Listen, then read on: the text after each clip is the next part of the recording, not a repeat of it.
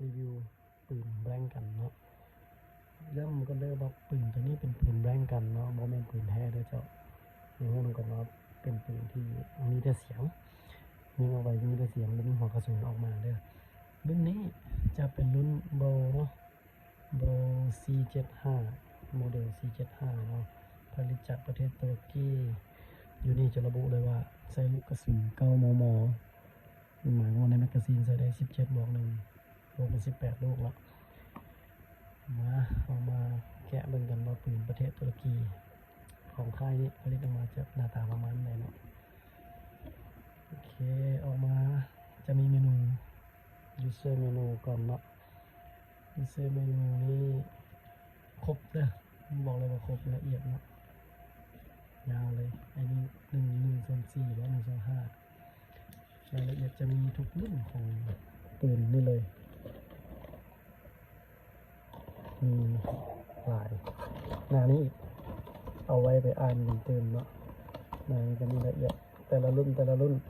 ส่วนรุ่นของเรามันจะเป็นตัวนี้นะตัวนี้ C75 นี้จะมีรายละเอียดว่าตัวปืนนี้ส่วนประกอบมีอย่างต่างๆเนาะเอาไว้ไปอ่านหลังเนาะโอเคพอกันวันนี้เรามาเบิ่งตัวปืนว้าวอู้สีซาตินงามเลยเนาะงามหลายสีนี้เรียกว่าแจ่มเลยแหละเนาะจะระบุรุ่นว่าโบ C75 เนาะส่วนเหลี่ยมนิดนึงด้านนี้ก็จะระบุกันเนาะว่าใส่ลูกคอ 9mm PAK เนาะสัญลักษณ์ 9mm PAK นี่มันหมายถึง PAK นี่หมายถึงจะเป็นลูกของพวกที่บ่มีหัวกระสุนที่หมายถึงว่าเป็นแบงก์กันละนี่เป็นซีเรียลของมันเนาะค่อนข้างงามหลายสีนี้นี่แมกกาซีนจะเป็นเล็กพอดีมีมันมีเล็กนี่นี่นะตัวปืนก็ติดอยู่ตัวปืนนี่ก็เป็นเล็กประมาณนึงแต่บ่มันเล็กประมาณเล็กคือตัวนี้ตัวนี้แต่ไอที่เป็นเล็กแค่นี้มันจะเป็นตัวลำกล้องจะเป็นเล็กติดดีตัวนี้เขาหันออกได้นะหันออกแต่จะมาใส่เก็บเสียงหรือตัวยิงพุที่แถมมาให้เนี่ยแต่ว่าเขาบ่มีลูกให้ได้ตัวยิงพุเนี่ยนี่ก็จะเป็นประมาณนี้สำหรับตัวใส่ยิงพุเอาลูกพุมาใส่แต่ว่าบ้านเขายังบ่มีลูกให้โดยรวมก็จะแถมประมาณนี้เด้อลืมบอกก่อนว่าถ้าเอาไปแล้วเขาจะแถมให้ซองปืนนะซองปืนเอาไว้ใส่กับนี้ตรงรุ่นเลยเด้อพอดีเป๊ะสวยงาม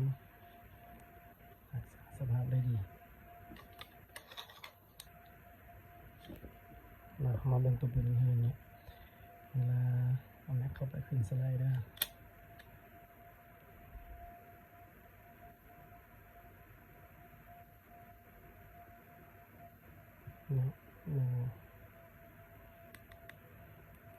ตัววัสดุจะเป็นคล้ายๆอลลอยผสมเหล็กเพราะว่าถ้าไปอลลอยอย่างเดียวมันจะบดติดกับแม่เหล็กตัวนี้มันก็ติดเลย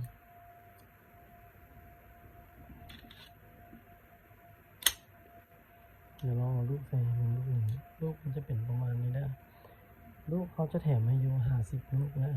50 ลูกหรือ1 กับเนาะอันนี้แซมเปิลให้มัน3 ลูกเลยนะเขาจะมีลูกแถมให้อยู่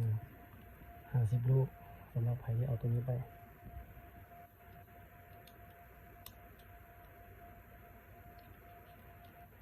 เสียดายเขายิงมาได้นะเมื่อนี้ละเดี๋ยวมีโอกาสจะไปอัดคลิปอยู่บอลที่มันยิงให้ได้ให้เบิ่งนะตรงนี้จะสามารถยิงได้แล้วจะไปใส่ให้เบิ่งอย่างนี้ลืมให้เบิ่งตัวนี้จะเป็นขึ้นเซฟนะจ๊ะหมายว่าเขาขึ้นลำไปแล้วแต่ว่ามันอยู่ในเซฟมันจะยิงไปแล้วนะถ้าเปิดเซฟเช็คกันว่ามีลูกบอลมีโอเคเทสนิงแล้วถ้าเปิดเซฟนี่ซิงเกิลก็ได้ถ้าขึ้นเซฟจะไม่ได้นะ เสร็จแล้วจะเห็นเลยตัวนี้ลูกขึ้นแล้ว